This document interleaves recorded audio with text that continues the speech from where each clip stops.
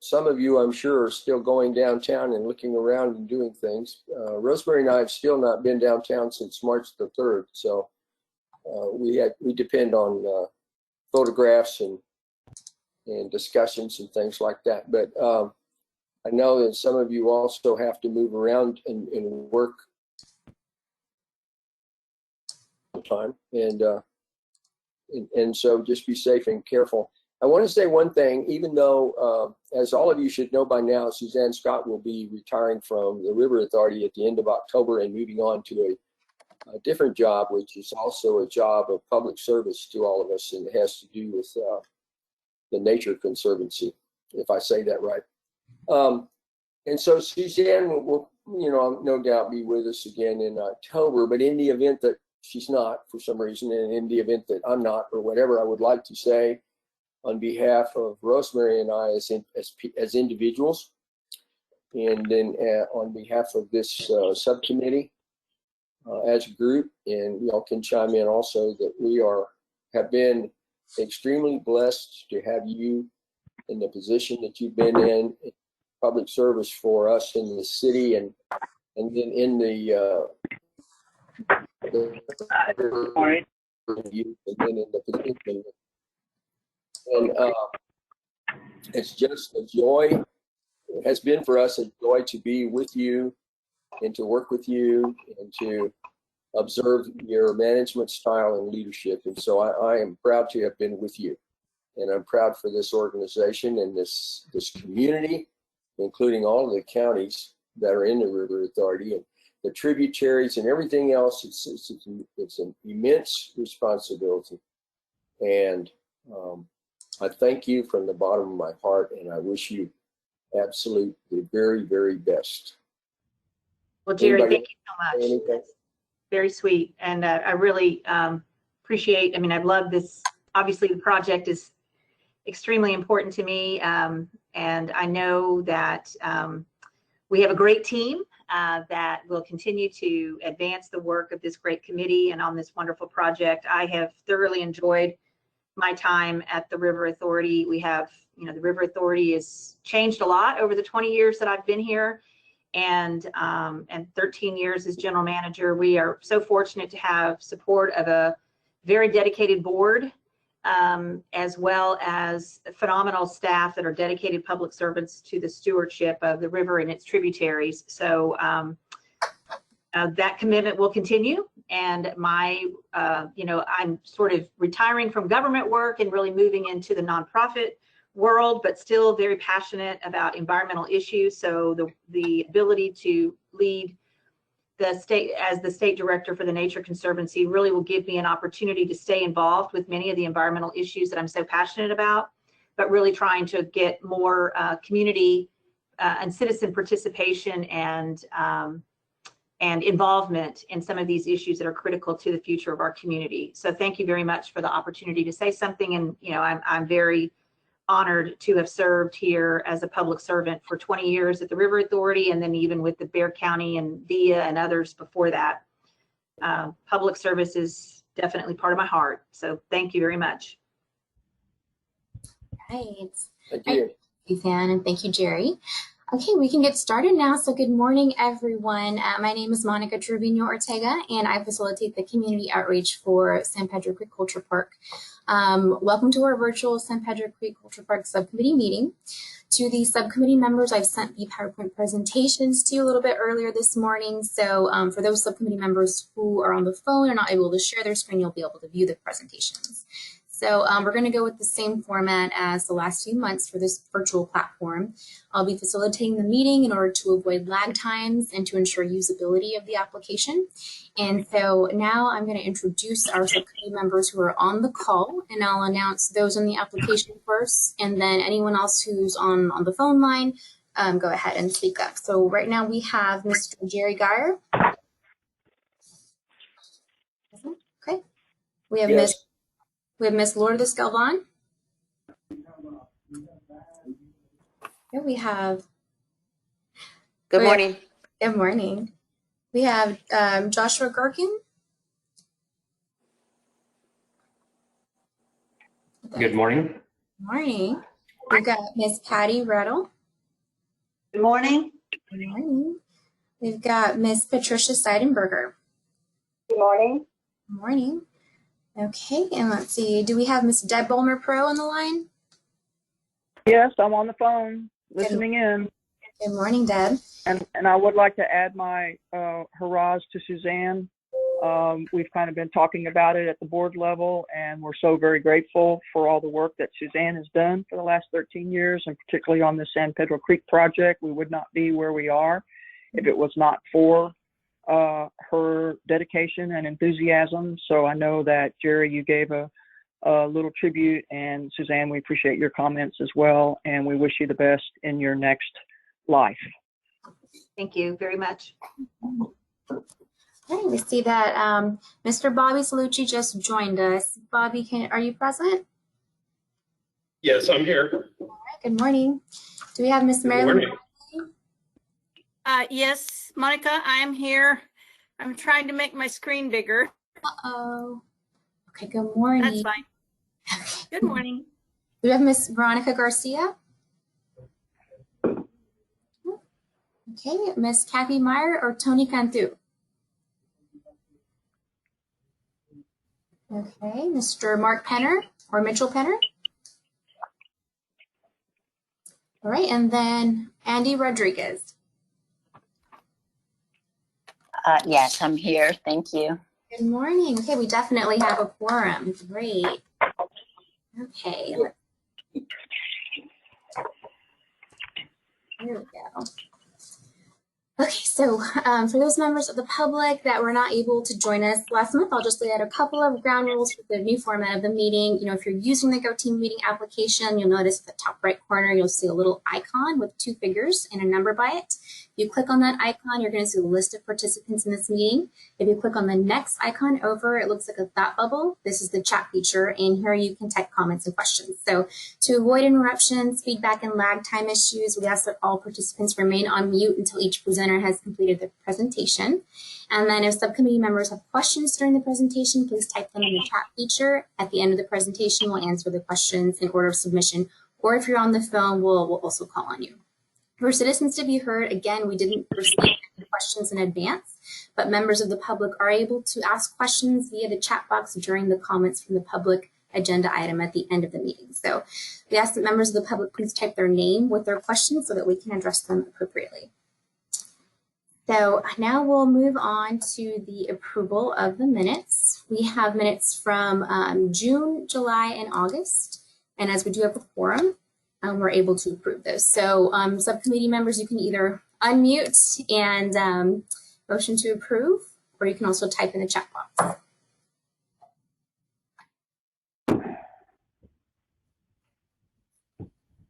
Is there a motion to approve? I'll make that motion. Okay. Anyone second? Second. Thank you. We've got the minutes approved. Great. Okay, so now moving on to subcommittee business. I have just one item to discuss, and as I've mentioned over the last few months, I wanted to kind of reiterate that for those that couldn't make it to our virtual meeting in August. But we have decided that we'll definitely be extending virtual only subcommittee meetings for the months of September, October, November, and December. Of course, if conditions do improve over the next few months, you know, we can revisit that, but we're definitely going to have the option for virtual subcommittee meetings throughout the end of the year.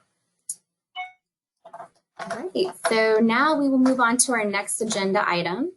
And it's an update on the adjacent Commerce Street and Cameron Street projects. We're very thankful for our guests joining us today, as both projects will complement the San Pedro Creek Culture Park and overall visitor experience. So subcommittee members, please remember to type your questions in the chat box as they come up. And everyone, please welcome from the City of San Antonio Public Works Department, Mr. David Macbeth, Assistant City Manager. All right, David, I will let you have control here so that you drive. Let's see. Very good. Good morning, everybody. Thank you for having me. Look forward to this presentation to the San Pedro Creek Subcommittee, and thank you for having us this morning. I also have Joey Doctor on the call. He is our Capital Projects Officer. And so he's the one that takes a lot of the calls from the community and helps us reach out to stakeholders and during design and during construction on all these downtown projects. So I will this one.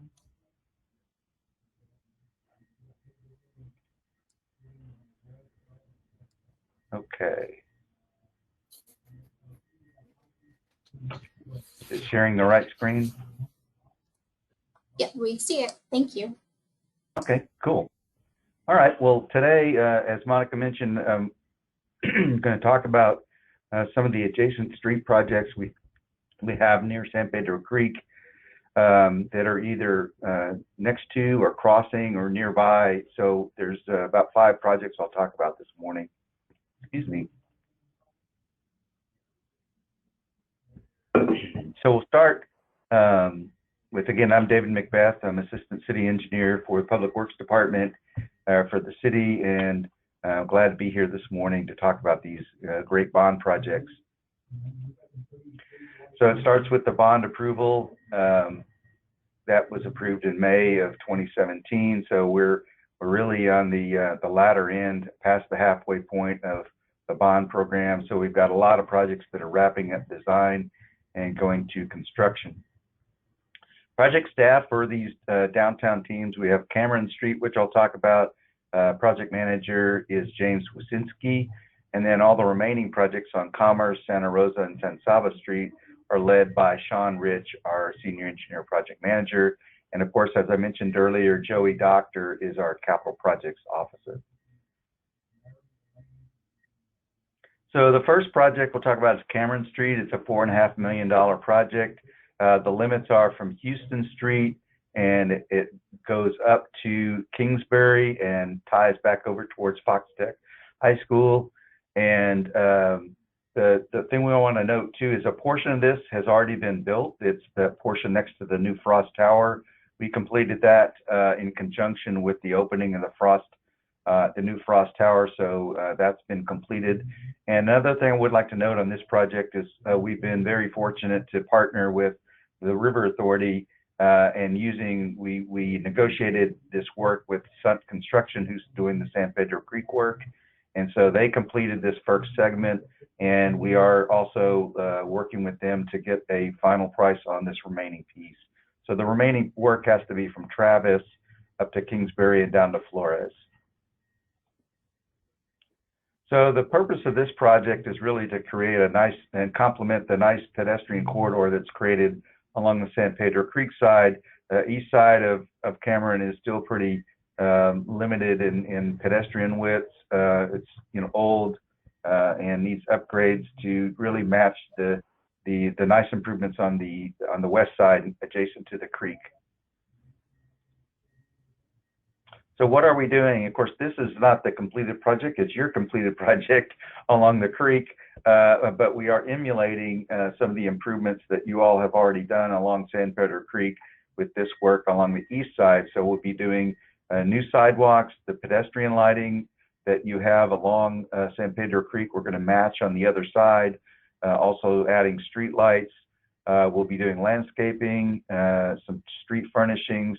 We will mill and overlay the roadway. There's some saws work that has to be done in conjunction with our project, so we're coordinating with them. And then some traffic signal upgrades, and we are working to eliminate the overhead electric. It's actually some telecommunications lines along the east side too. So the cross section is going to look like this. On the right side of your screen is the San Pedro Creek side that's already been constructed. So again, we're really focusing on this east side and then resurfacing the roadway. Again, trying to create really a very nice wide pedestrian corridor through there, nice lighting, landscaping, and street furnishings. Just a note, we've been working with the SAISD, the school district, and Frost Bank. They own significant areas along this corridor, and we've been able to work with them to get some right-of-way dedications along these stretches of Cameron Street.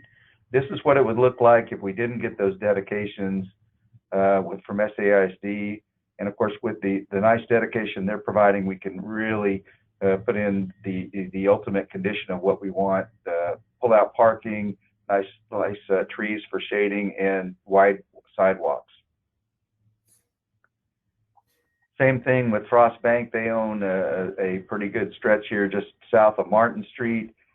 Without it, we'd have some pretty narrow sidewalks and not a lot of room to do any kind of landscaping or improvements. With their dedication, we're able to do our goal of the project was is really get a great street improvement for pedestrian corridor there. So this project, we've been in design. We of course finished that first phase with Frost Tower. We've completed the design in the second phase, and we've been negotiating with SUNT to get that project going.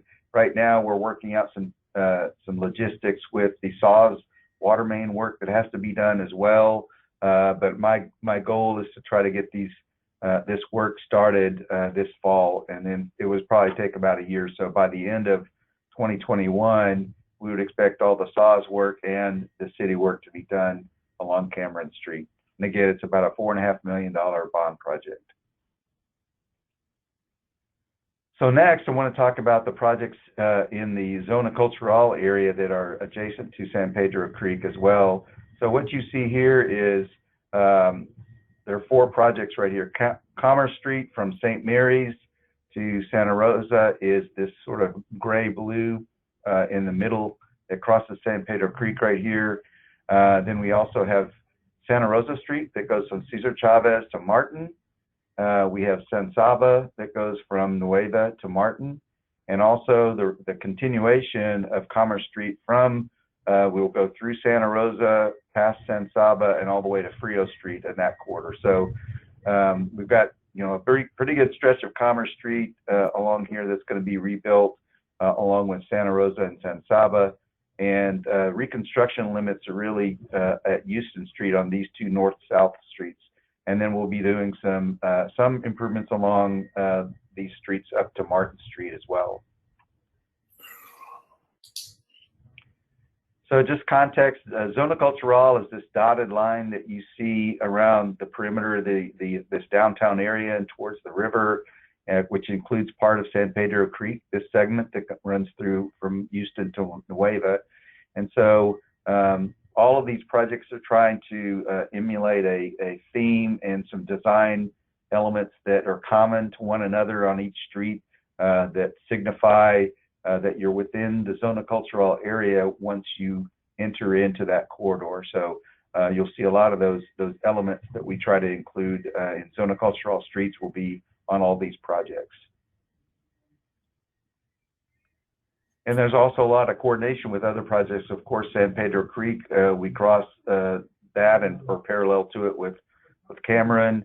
We got the U.S. Courthouse that's under construction right now in Santa Rosa. And then, of course, UTSA is working on their downtown campus expansion, and that intercepts with a lot of our street work that we're planning right now along both Commerce and we've got some the work along. Actually, we've got another project along De La Rosa that we're going to be planning as well for the next bond. So Commerce Street, this is the one that goes from St. Mary's to Santa Rosa. The cross section, if you look at it now, is 4 lanes. It's got a bus-only lane right now. And so what we're doing is shrinking the traffic lanes, removing the bus-only lanes so that we have 3 lanes of traffic, and that gives us an opportunity to widen these sidewalk corridors, provide room for some streetscape improvements, including lots of trees for shade. And so that's the goal of this project, is to really, again, create a nice pedestrian corridor. Commerce is a really important connection to downtown and the market and UTSA, so it's really important. So what you see here right now, the existing conditions, this is looking along Commerce Street, so you can see some not great sidewalks, very little trees through here. We have 4 lanes of traffic again, and just pretty barren looking. So our plan was, again, to eliminate that bus-only lane, create more space so that we have nice wide sidewalks on both sides of the street, we'll be able to go in and redo reconstruct the street. The sidewalks will have some zona cultural themes with those, and as well as there'll be a style of lighting like you see here, this vertical light fixtures, the pedestrian lighting, and again, adding lots of trees along this corridor to create that shade. And again, this is, we're trying to ensure a multimodal destination street, celebrate the history and the community of Zona Cultural, and strengthen that cultural identity through here, through these different elements in paving and lighting and signage, wayfinding. Those kinds of elements are all included in this project.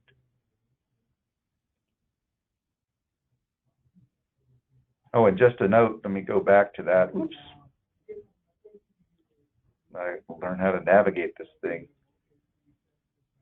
What I did want to note is where you look in this slide, you can see this is the Pinner's store right here.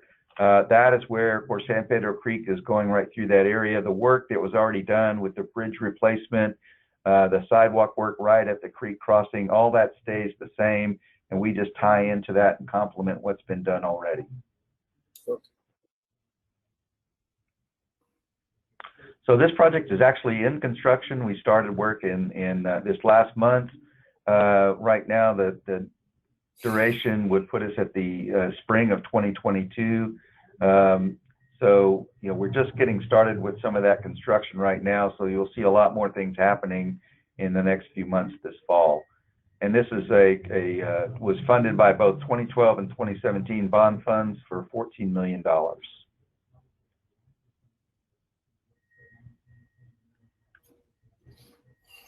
So the next Commerce Street segment we'll talk about is continuing west near the Market Square and down towards UTSA.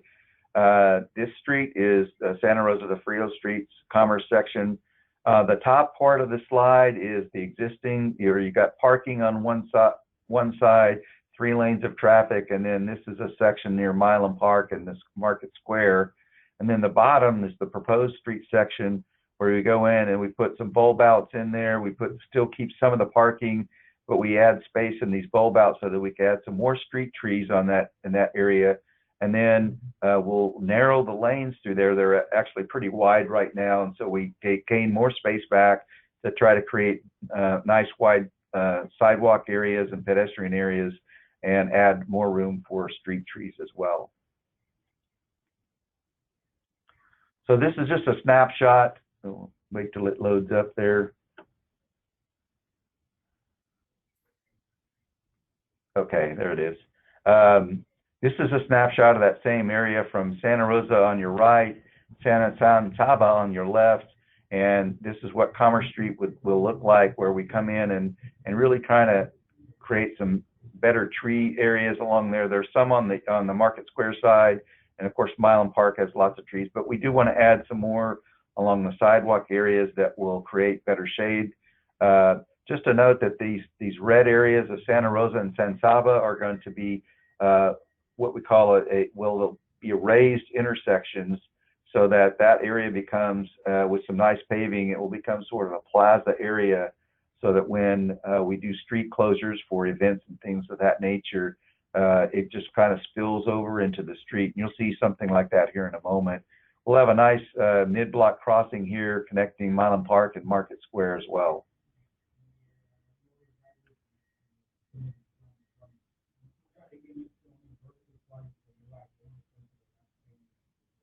A little bit of lag in the slides. Okay, you see the photograph now. This is Commerce next to Market Square, Milam Park on your right. So, nice. There's some nice trees along this area now, but lots of pavement, and we want to try to improve this area to look something like this. Wait till it slides up.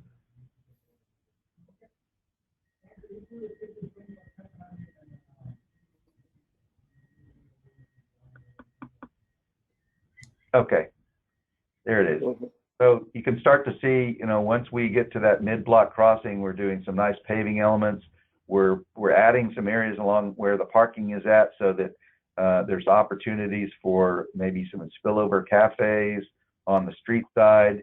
And then once you get to that, you can also start closing off maybe some of the parking areas to create space for the, a little more spillover into the parking area and street, and use that space as a sort of a multi-purpose area for more larger events that come on time to time.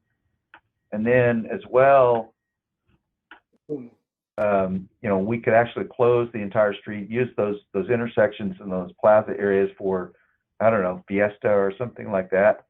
Might have some really nice events. And of course, Market Square has some events throughout the year as well. So this just creates more opportunity to really create that space that can be utilized for events and other things throughout the year. It just creates a place, sort of placemaking within the street.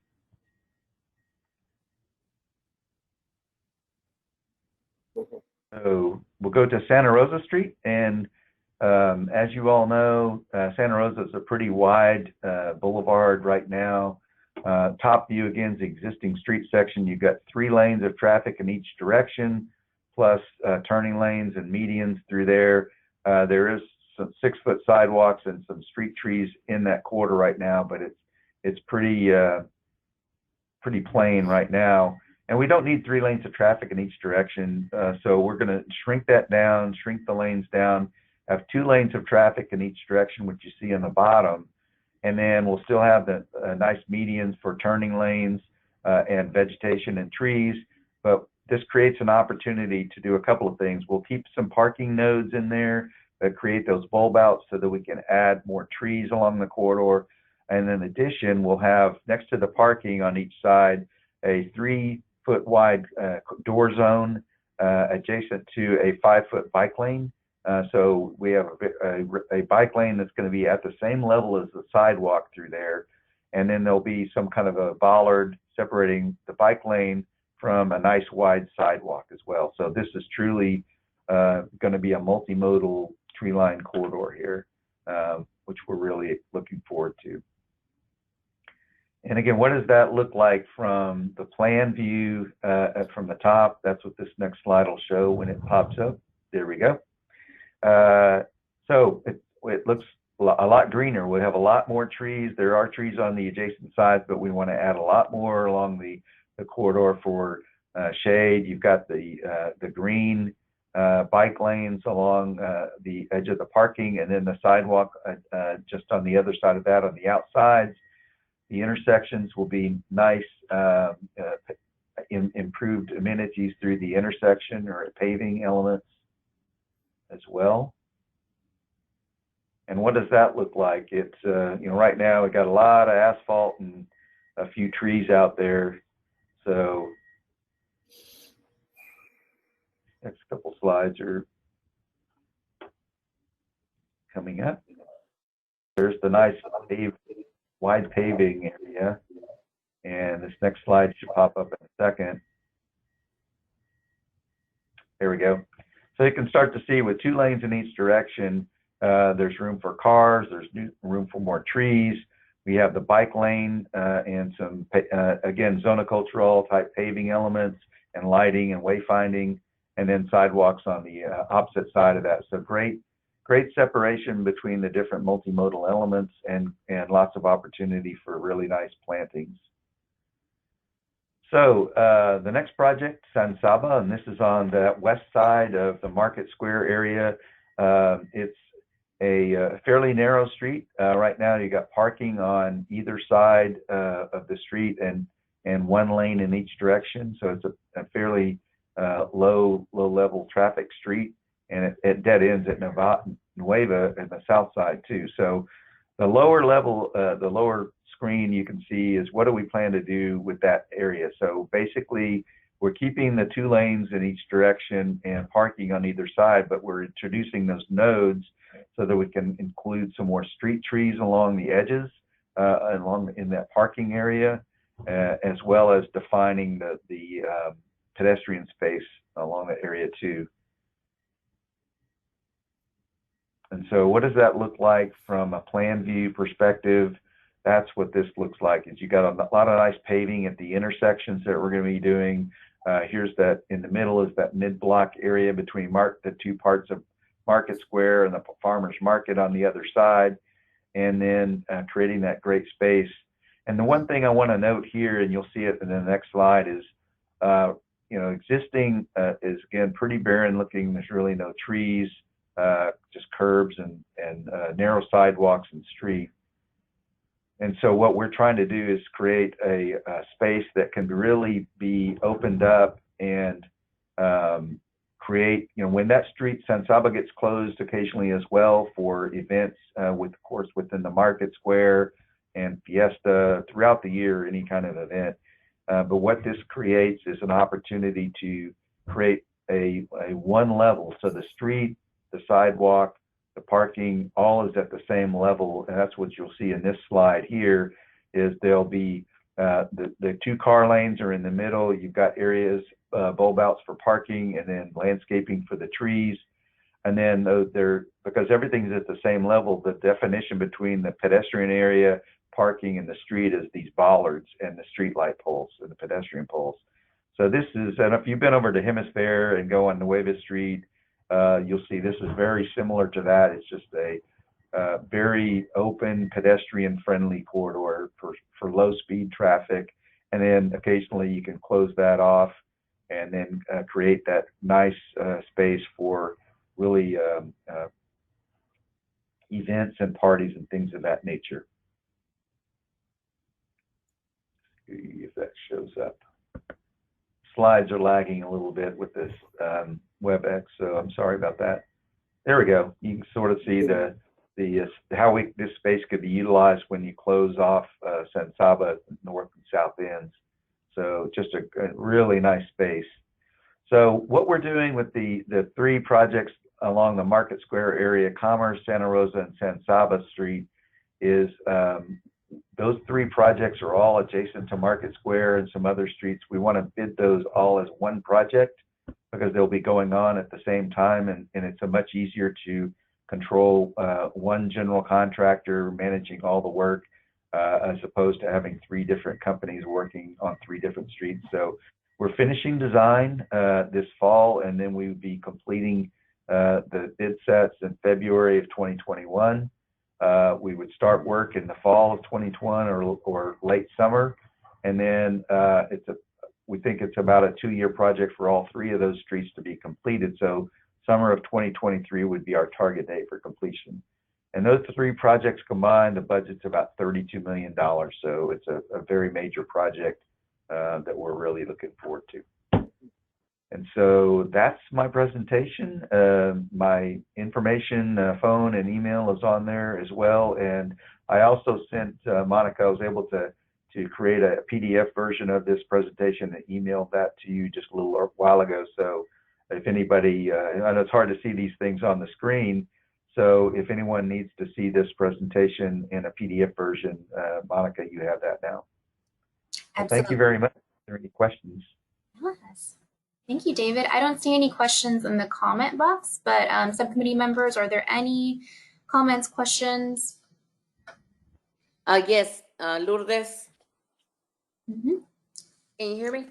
Yes, ma'am. Okay, yeah. Thank you for the presentation, David.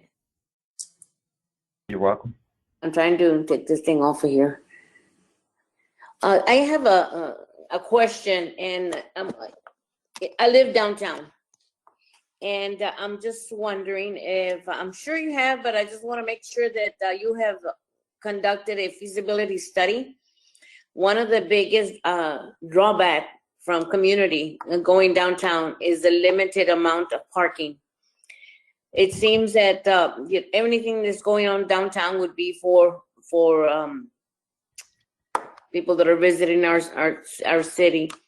But I'm wondering what kind of what kind of study you've run to make sure that we're not so limited on parking. I drive downtown. I try to park around that little plaza all the time, and it's free parking there after 5 o'clock or 6 o'clock.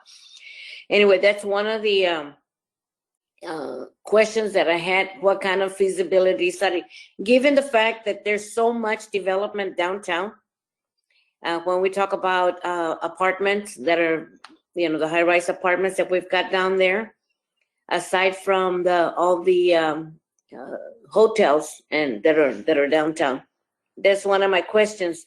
The other one, looking at this, you're showing it right now at the plaza at by Mi Tierra, that little corridors on San Saba. The other one is, I live downtown, like I said, and I visit downtown Market Square quite often, also on rainy days. And I know that we've had some issues with flooding. Now, making the corridor straight across without any sidewalks. What if there's flooding or there's a high rains? I wanted to get an update on that, because that's another concern. There's a lot of drainage on the high end, on the let me see, on the east side of San Saba that I've seen where the water drains. I don't see any drainage, and what kind of precautions are we taking to make sure that doesn't flood when we have heavy rains like today? Sure, you bet.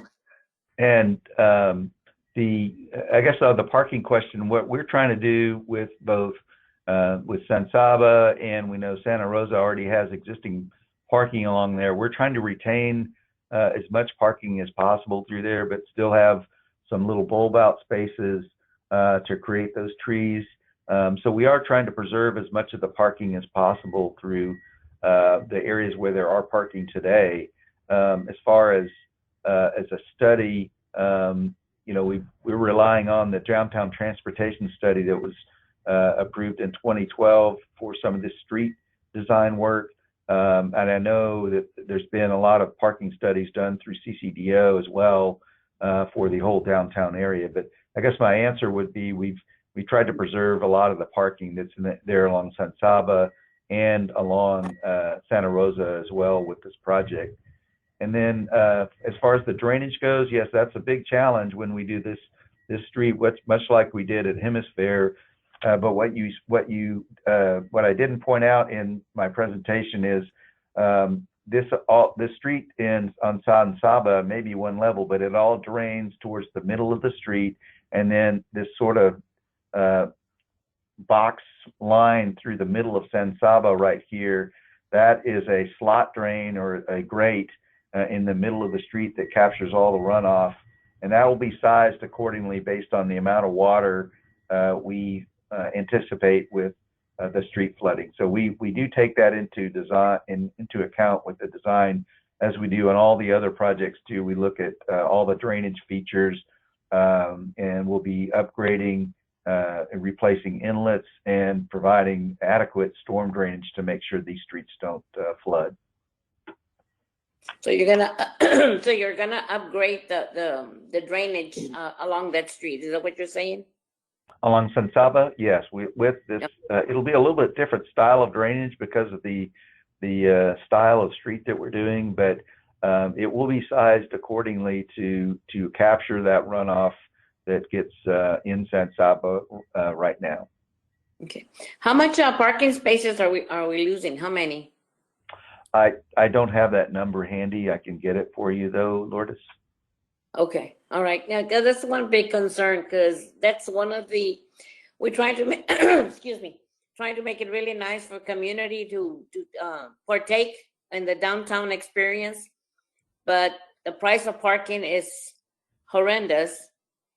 And I know we have Tuesdays free parking, but on weekends people would like to come downtown, but they've always complained about the high cost of parking. Yeah. So, okay, well, thank you, and now wait for your answers. Thank you. Sure. Thank you. And excuse me, Monica, I do want a copy of the presentation. Monica, is she there? Yes, ma'am. I will email it to our subcommittee members, and I will also post it on our website after the meeting for the public. Thank you. Great. Any other subcommittee member questions? I do. Yes, ma'am. Go ahead, Andy. Great job, David. I really enjoyed the presentation. It's looking fantastic. I had a quick question about the aggregate that you showed, I think, in a couple of the images, the blue aggregate in the sidewalk. And Yeah. I know that there was a concern earlier that some of it was fading. So I didn't know if that was still accurate. Are you still continuing to use that? Or I just wondering about that. Okay. You're talking about the work that's already been done along San Pedro Creek fading? Mm-hmm. Yeah, Okay.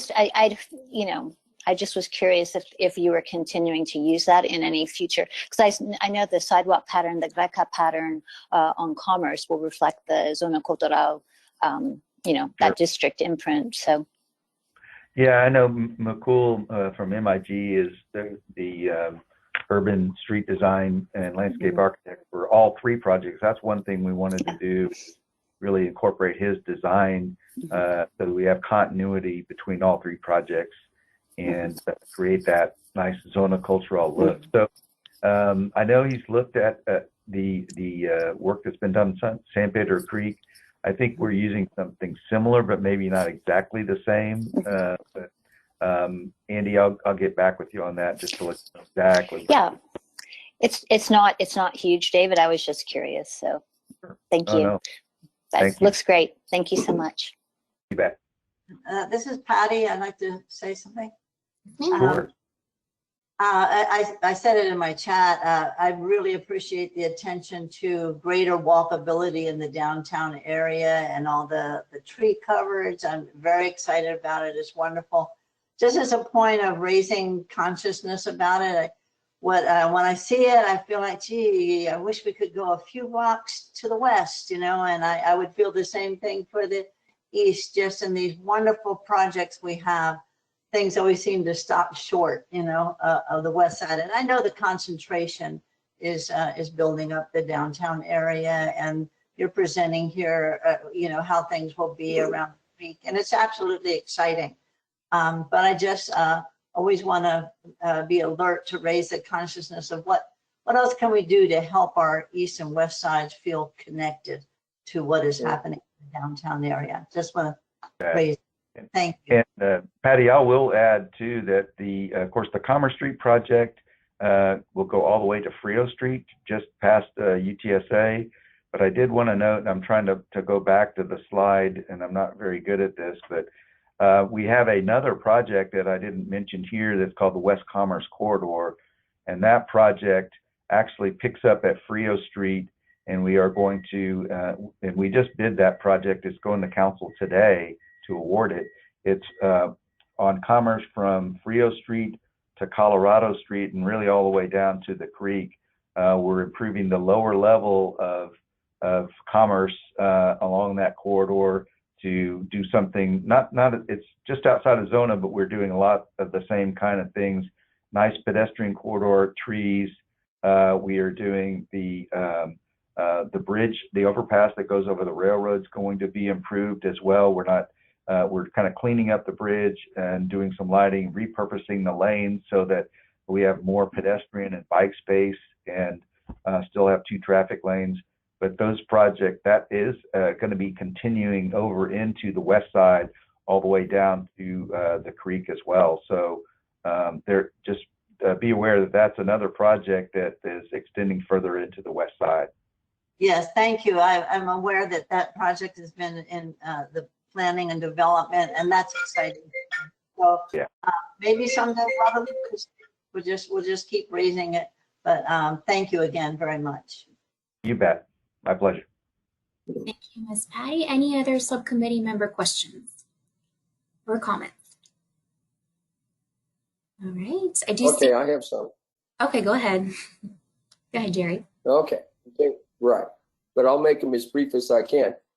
Thank you, David, for a good presentation. It's very hopeful that we're doing these kinds of things and applying what we've studied for so many years now downtown to improve the aspects of the of the streets to make them correspond to the other major developments and improvements. Thank you. That's wonderful. The original study team put the boundaries of the zona cultural where they are and took those from the Historic Civic Center Master Plan of 1993, and with the intention someday to, and this is before the creek really took off, and before the recommendations were made and then ultimately transferred to Centro. We also talked about extending the zona cultural to in the vertical on the slide here, all the way up to the Italian community at Simple, because they were a major part of the zona cultural at one time, and then however else we had to do it. And so I think you're meeting a lot of the objectives of the regional plan and the objectives. And Patty, in discussions with the West Side Development people at the time, this was in the 2011 timeframe, we were trying to emphasize that all this work down there in the zona cultural would be to do a couple of things. One of them was to preserve the spirit that's there, that's left of our Hispanic community and the original settlers, and then that went on for quite some time. And then the second part of it was to make this the gateway to the West Side. We know that the West Side starts here, right around the San Pedro Creek, and moves. So it was to be the gateway, and then we would try to get the community to attach, if you wish, concatenate or attach the projects as they move to the west. And so I think that's where it's going, and it's going to be fantastic when it does it. The other piece of it was the idea a bridge, not a physical bridge, but a bridge in a concept between the western portion, the zona cultural, and the bridge all the way back to the eastern portion, which included the Alamo Plaza complex and the Hemisphere complex and the King William and all that. So we can see that in vision it's working, and it takes so darn long and so much money. So thank you for the presentation, and it's very hopeful, David, that when we look at this, I do have some comments, and I will back these up with written comments to you. But okay.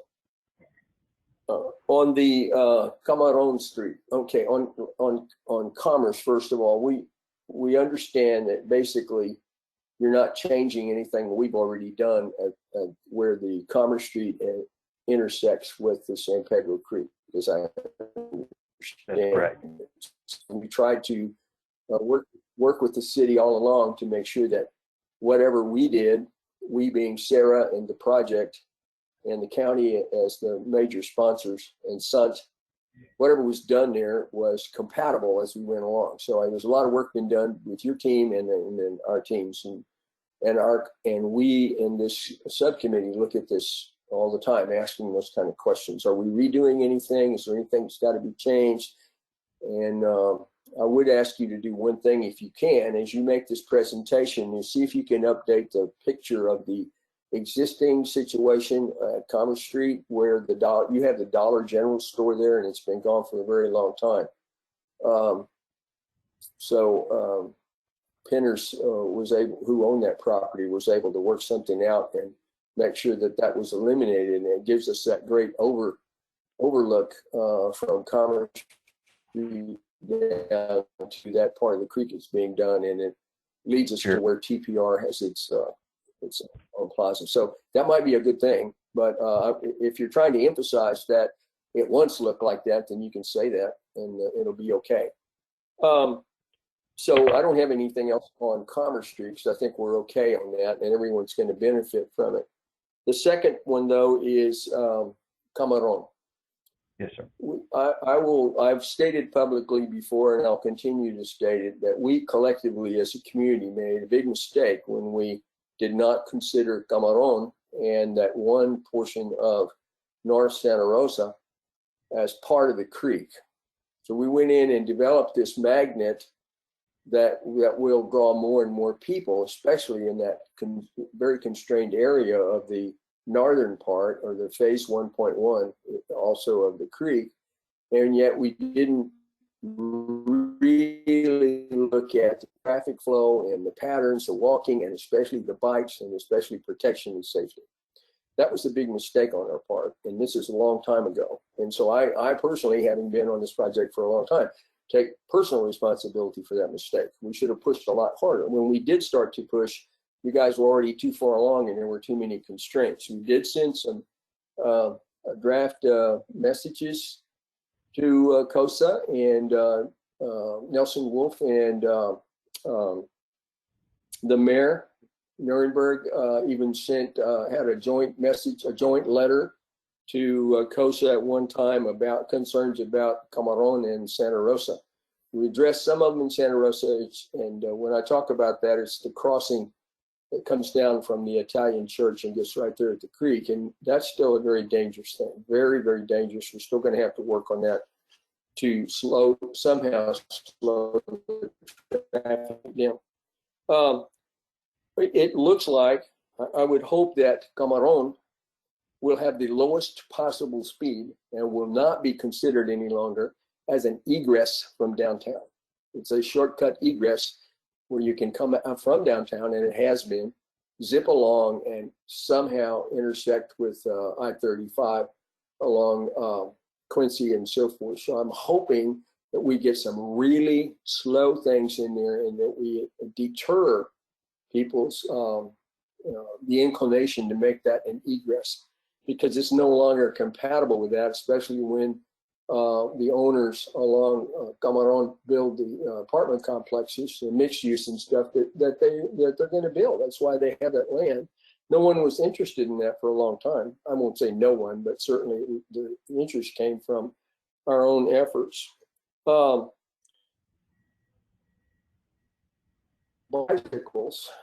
We've had problems with scooters. The scooter craze looks like it dropped some, but bicycles, we try to keep them off of sidewalks, right? Keep people off sidewalks with bicycles. So what are we going to do? We don't have a bike lane going down Camarón, and so we don't want people being bumped by bicycles as they're walking along, stopping, and we don't, if we add more seating and stuff. So we're still concerned about bicycles and a bike lane there, and what can be done about that. I understand that we've had opposition before from the fire department, but that somehow they might not be able to get in there. But on the other hand, we have, unless it's been changed, those protected bike lanes along the Pearl area, and nobody seemed to worry about that then. But we don't have to get into a debate. I know when you had a public workshop on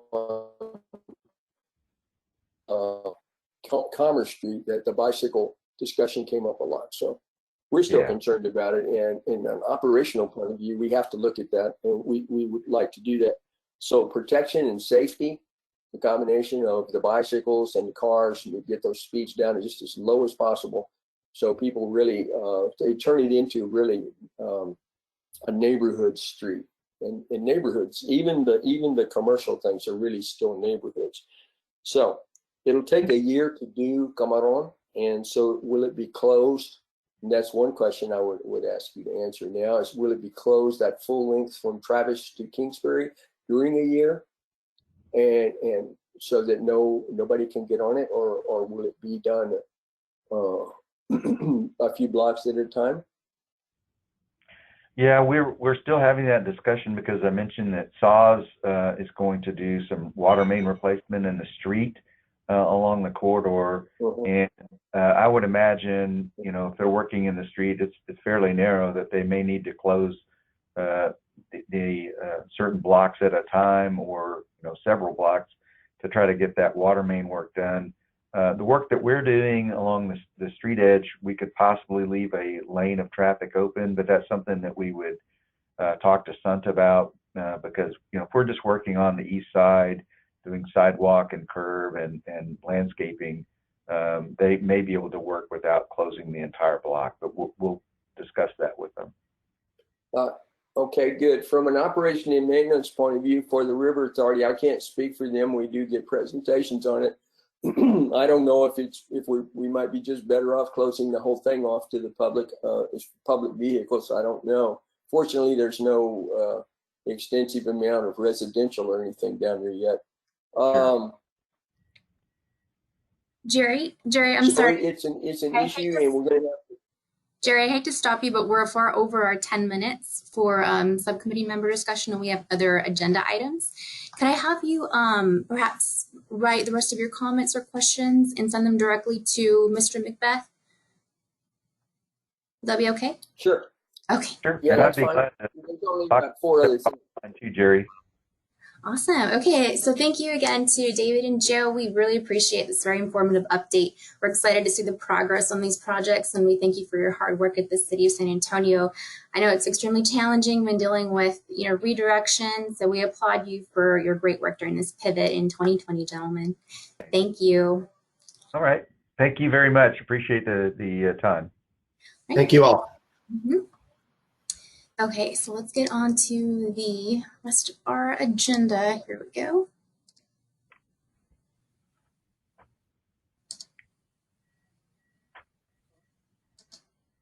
Okay, so we'll get on now with our design and construction update with Carrie Averett, who has recently been promoted. He is now the Design and Construction Engineering Department Manager. So Carrie, go ahead and take it away. Good morning. Thank you, Monica. And just real quick, before I move forward, as Monica said, I have been promoted to the engineering manager for design and construction. And as such, I'll be taking on some new roles, new responsibilities. I still will be very much involved with San Pedro Creek, but Christine Clayton is going to be taking over as a project manager. Christine, I'm sorry, I'll never quit messing up and calling you Christine Klein every once in a while. But Christine Clayton is a PE. She has several years experience. She came to us from the public sector. She's been at the River Authority for about 1.5 years now. And she's been working with me on San Pedro Creek the entire time. And so she has a she's very talented. She has a lot of experience in drainage, which is very beneficial to this project. But she's very well versed already and has already taken ownership of the project. So Christine, do you have any words you'd like to say right quick? I think you're muted right now. Yes. Okay. I was just saying, you made me sound pretty good. I might end on that high note, but just thank you. I loved working on San Pedro Creek, and I'm very happy to be able to continue working with this project and with all of you. And I will do my best to keep the great work continuing. Well, thank you very much. And so, Jerry, I'll still be around for subcommittee meetings, and you can pick on me. But moving forward, Christine will be giving you your monthly updates at the subcommittee meetings. All right, so let's move on ahead with the updates. I'll try and be quick on this since we're running a little behind. So, of course, I'm going to update you on the construction and our coordination for the AME Church Foundation in 1.2.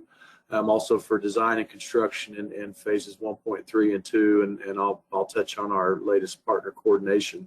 Next slide, please. So, of course, phase 1.2 is from Houston down to Nueva Street. Next slide, please. So we've started construction on the Houston Street Bridge.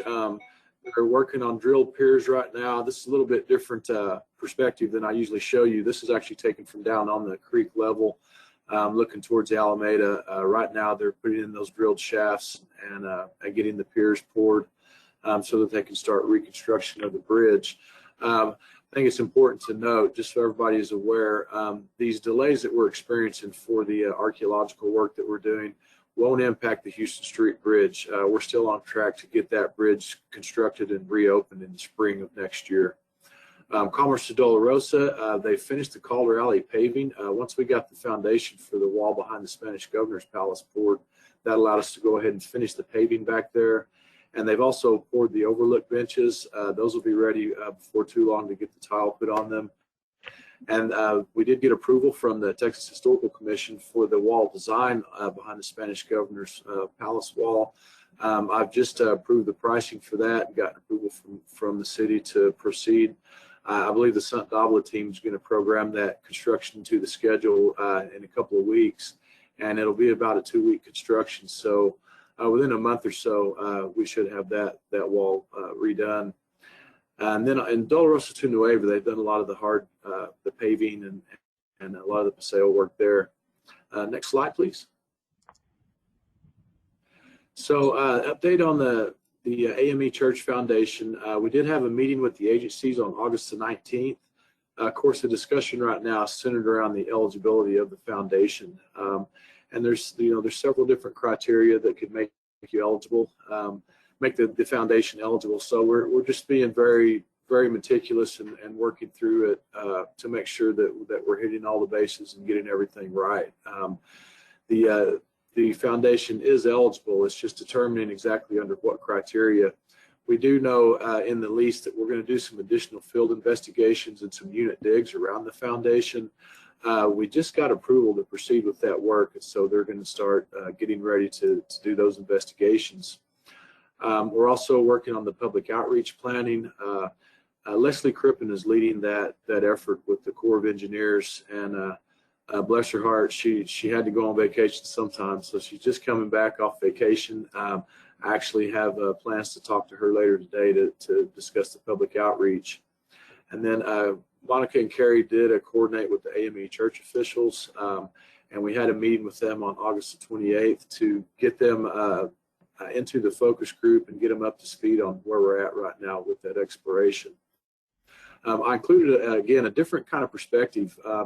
This photo is looking, the AME Church Foundation is on the right. And then, of course, the one there right in the center of the picture is the old Alamo Ice House. But looking from this perspective, and you can look into phase 1.1, you can see just how integral this area is to the project. So whatever we do, what the final determination is for mitigation of the foundation, it's just such a crucial part of this entire project that the process is taking a while, but we just want to make sure we get it right before we proceed. Next slide, please. So here's a couple of photos of Calder Alley. This is, of course, on the left-hand side is the wall behind where the wall was behind the Spanish Governor's Palace. We have the construction fencing up. You can see the key lime courts in the paseo there. It's the symbol on the right there is meant to match what you see in the paving behind in the courtyard right now. So that's moving right along, and like I said, within about a month we should have the wall complete. Next slide, please. And this is kind of a snippet from a rendering of the wall. This was the design that was the finally approved by the THC. So the gates will be a mahogany wood. They're very, very thick, very nice mahogany wood. The hardware actually on the gates is the existing, what was used for the original gates. So we're reusing that. And then the vertical wrought iron railing on the openings on each side, I think is really meant to be more reflective of the railing that you see on the courtyard near Commerce Street. So that's what you will eventually see when you walk down Calder Alley, and it's going to provide a much more open view of the courtyard. It's really a great addition, I think. Next slide, please. So in phase 1.3 and 2, of course, phase 1.3 wraps up phase 1, goes from Nueva down to Cesar Chavez. Phase 2 starts at Guadalupe Street, just downstream of the tunnel outlet, and ends at the Union Pacific Railroad Bridge. Next slide, please. So not a lot to tell you on design right now. I've already reported we got the 100% design submittal. So right now the Sant Dabla team is working on a guaranteed maximum price. We'll get that probably a little sooner than the end of the month, but the official submittal date was September 30th. Now the design team is continuing coordination with the stakeholders in these phases. Of course, there's been more intensive coordination with the UTSA design team now that they're ramping up design. We're holding regular meetings with them. We've also met with the design team for the federal courthouse and also construction to coordinate that so that we can get started in phase 1.3.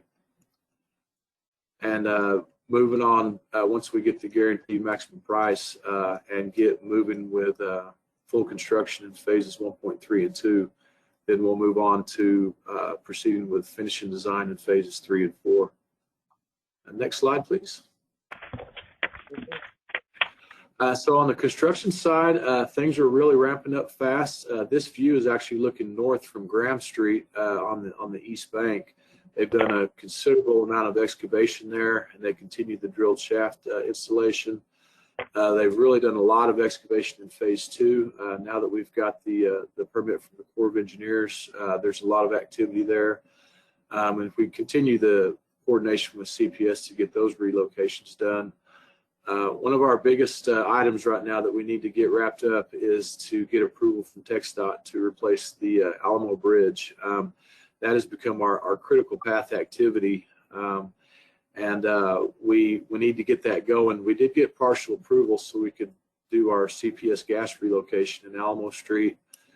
So as soon as we get that permission to replace the bridge, we'll get that going, and at that point, that's when Alamo Street will drop down to 1 lane of traffic in each direction. So we have a meeting with them tomorrow, actually, to hopefully finalize the approval and the agreement with them so we can get started on that. Next slide, please. And this photo is looking downstream from Alamo Street. This is actually a few days ago. At this point, they've excavated both sides of the bank all the way down to the Union Pacific Bridge. It's incredible how fast they move once they get the green light. But they've got the channel dewatered there between Camp Street and Alamo, and they're really moving fast. They've in phase 2 upstream of Camp Street, they've mobilized a drilling rig and getting started on the drilled piers.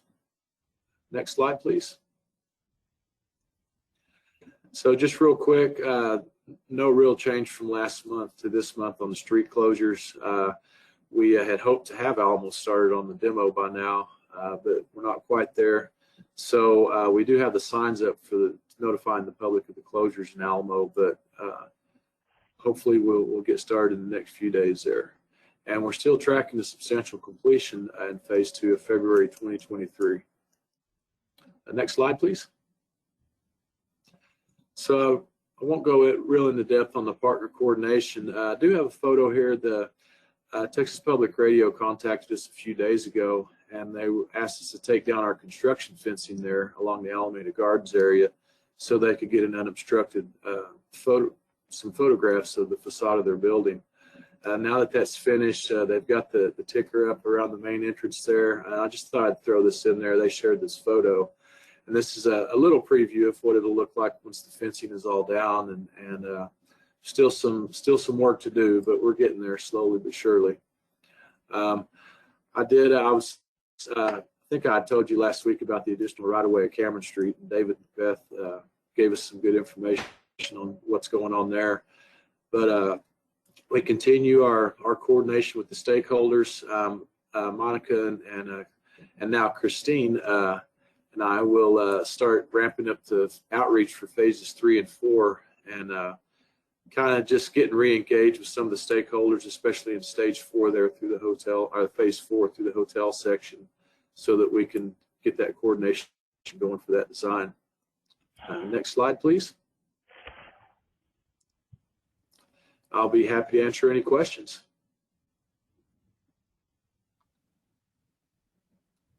Hey, any questions? Anybody have anything? From some Go ahead. Anyone? Okay, I know in the chat box, David, you're still on. Thank you for staying with us. And I know you've been answering some of the questions or comments from the public and also our subcommittee members. So we appreciate that. Sure. If there are no more questions, we will move on to Ms. Carrie Brown's public art update. Okay, good morning, everyone. Monica, you can go ahead to the next slide. Okay, so just a quick update. I know last month I reported on the damage that was done to one of our murals. We are working with a tile subcontractor now to get those those damaged tiles removed.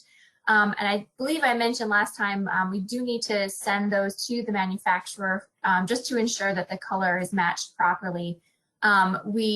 It will take 4 to 6 weeks to get those fully reproduced, and then we're expecting to have the full repair complete sometime in early November, possibly before then. It's just a matter of how long it takes to get those tiles in. So in the meantime, our staff is monitoring that work, and we haven't seen any other damage. So we're just keeping our eye on it as we work through getting those tiles remade. So just a quick update on that, and hopefully at our next meeting, I'll have more to share on that front. Next slide, please.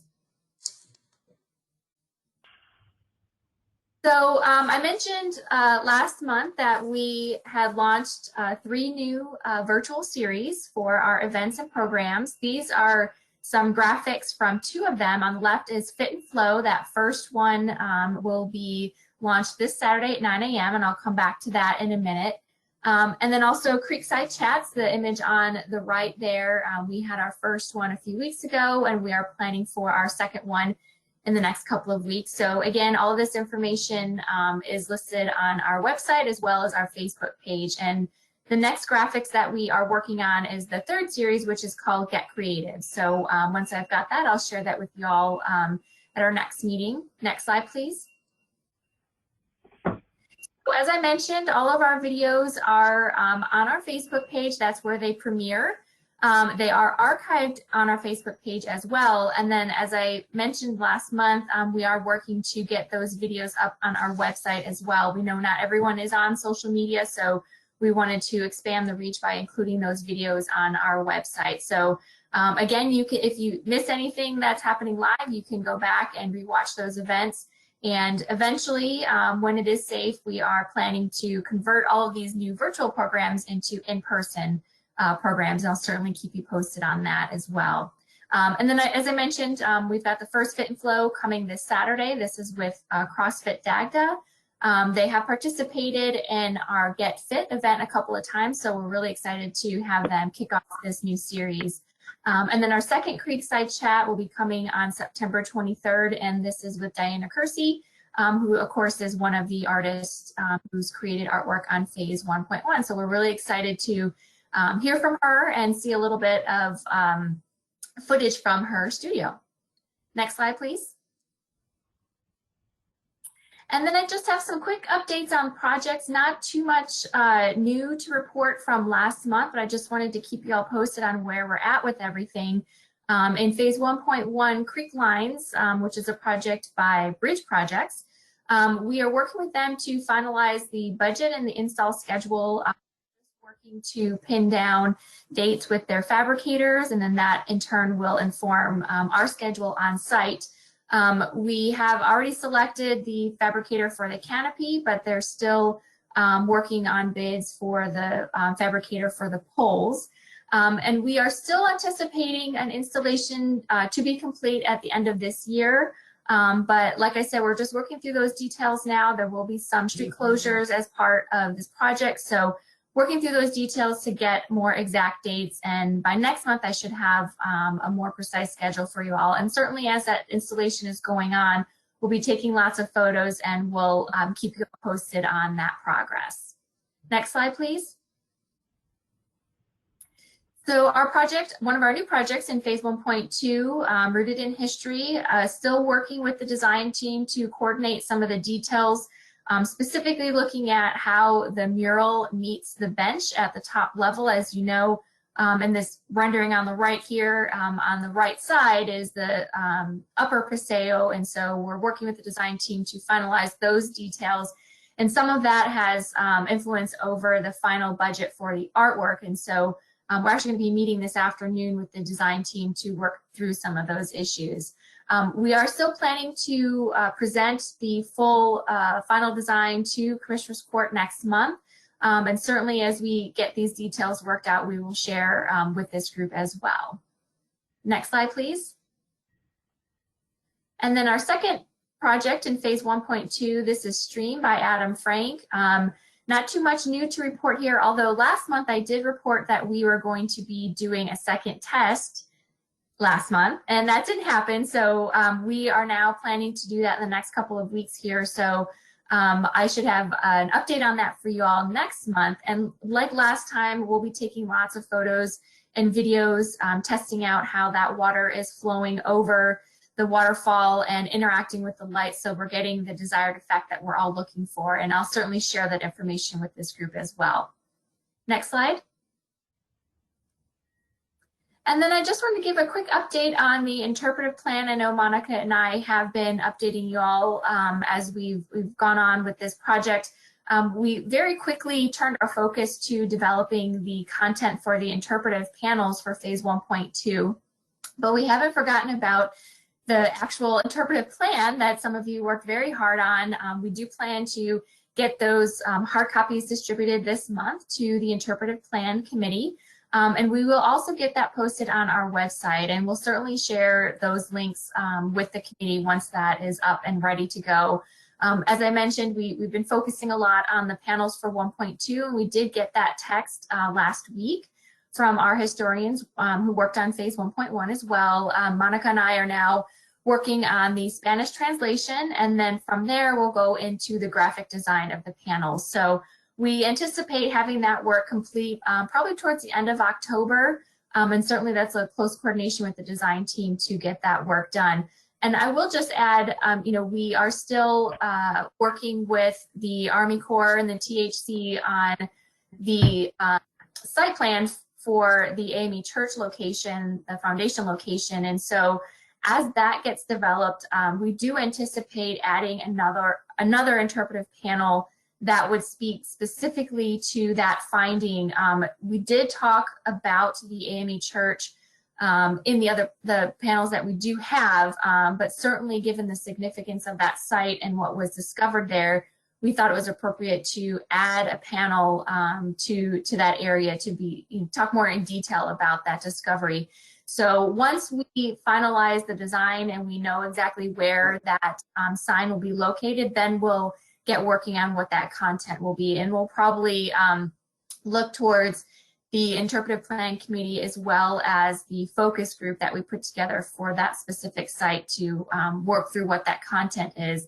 And then, of course, as with everything that we've done thus far, we will have all of these panels up on our website once they're complete, and we will have additional information on our website as well. So you'll get some content while you're there on site, and then if you want to get more content, you can go to our website or our mobile app to get a little bit more detail. So we're trying to provide many layers of information in every part of the park, but specifically here as well. Next slide, please. And that's all I've got for you this morning, unless there's any questions. All right, thank you, Carrie. Are there any questions from our subcommittee members? I don't see anything in the chat box right now. Any comments? I have one question. The project on creek lines, that's all going to be made out of aluminum, right? It's actually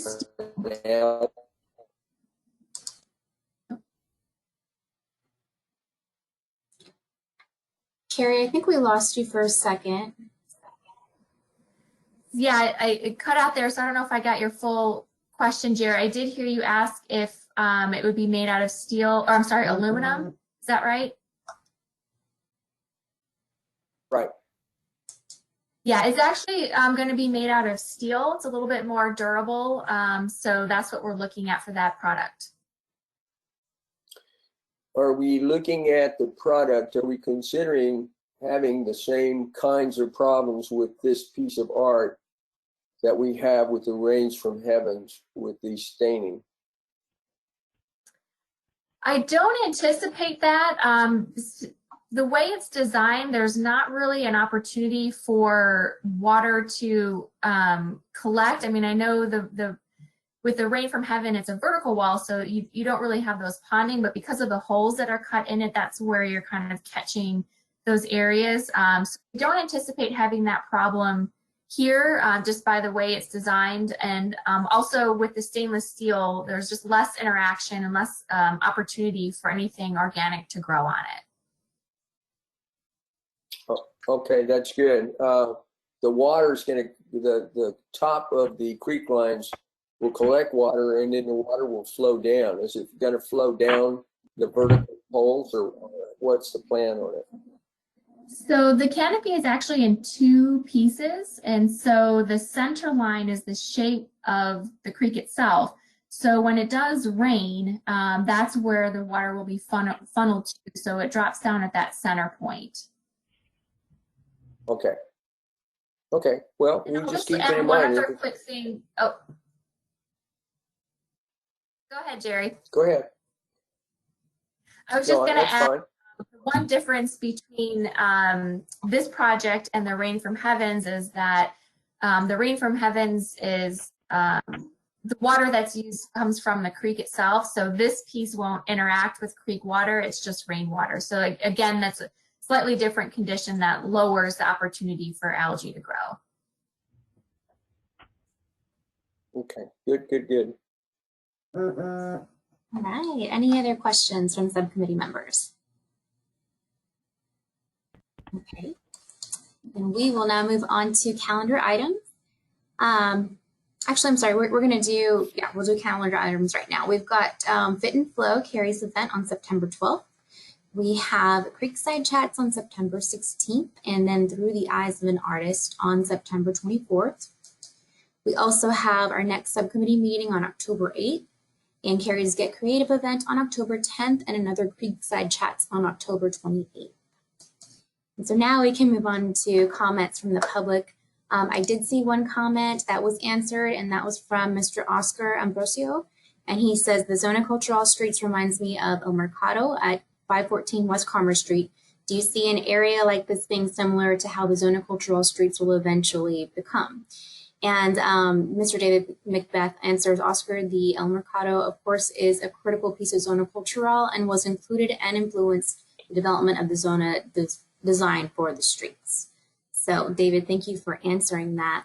Are there any other questions from the public right now? We've got about 5 more minutes. Remember, you can type in the chat box, you can unmute yourself and ask. Let me ask a question of the public. Is Nita Shaver with us today?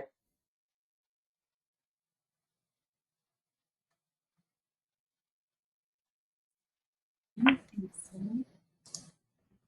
Yeah, I don't. Nope. Unless she's called in, I don't see her. Right up. Okay. Well, she's always been with us in the when we have our physical thing. There's a write-up about her and her husband in the paper today, and she was on television as well as attributed as the creator of the wall that's got all the locks on it.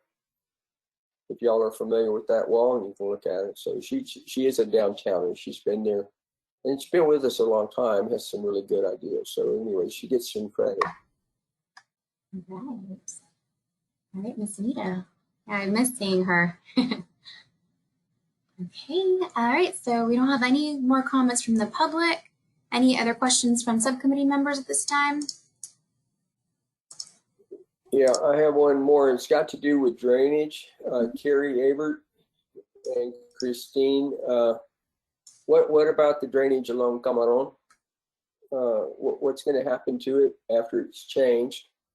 Since we catch runoff all along the creek there.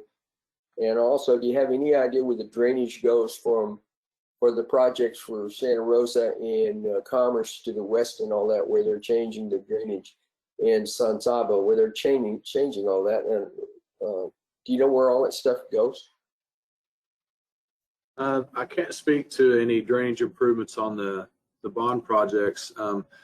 But along Cameron Street, right now, all the runoff from the street goes into the bioswale along the west side of the street.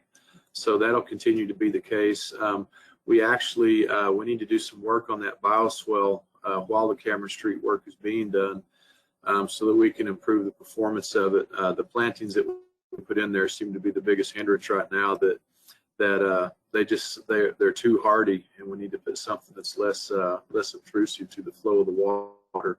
So when we come in and do our work on Cameron, we're going to pull those plants out and replace them with something with a little smaller footprint. But we'll continue to take all the runoff from the street and treat it with that bioswale. Now, one of the concerns that we have right now along those lines, Jerry, is that depending on the mitigation option that's chosen for the AME Church Foundation, if the entire foundation is preserved, then we'll still be able to contain the 100-year floodplain within the channel. However, the design team designed freeboard into the channel that would accept runoff due to increases in the impervious cover along the east side of the creek. And if we have to preserve the entire foundation, that freeboard will no longer be there. So we won't be able to accept any increased flows from additional development without impacting our ability to contain the 100-year floodplain. So that's something that we're. Explain. I'm sorry? Explain freeboard, please. Freeboard is basically so you take the elevation of the floodplain, anything in the channel that's above that elevation and still within the channel is considered freeboard.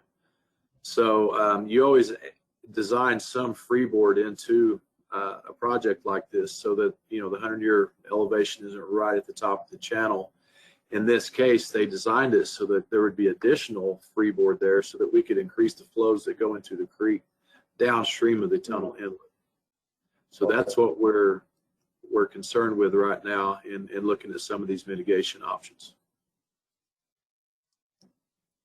Okay, well, that's a biggie. So. All right, thank you. Okay, so we are right up on time now, and this concludes our virtual San Pedro Creek Culture Park Subcommittee meeting. Jerry, if you want to send me your comments or questions from David McBeth's presentation, I can attach those to the meeting minutes so that they're still on record and available to the public. And okay, that's good. Yes. And everyone else, thank you for joining us today. Thank you to our guests, David McBeth and Joe Doctor. Can I get a motion or in a second from subcommittee members to adjourn the meeting?